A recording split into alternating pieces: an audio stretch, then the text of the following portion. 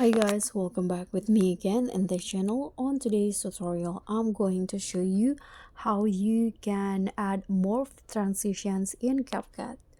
So in here, I'm using the Capcut mobile. First, you can just add pictures that you want to edit. So I already add 5 pictures and set each of the pictures to around 0.4 or 0.5 seconds like this. And after that, you can just click on the transition box in here, the white one, go to the overlay category, then select the melting wrap transition, this one. Click on that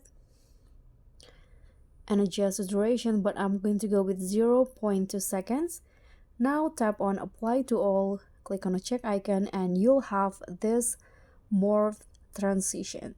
So that's pretty much all. Thank you so much for watching. Don't forget to like, comment, and subscribe. Also, click on the thanks. Bye.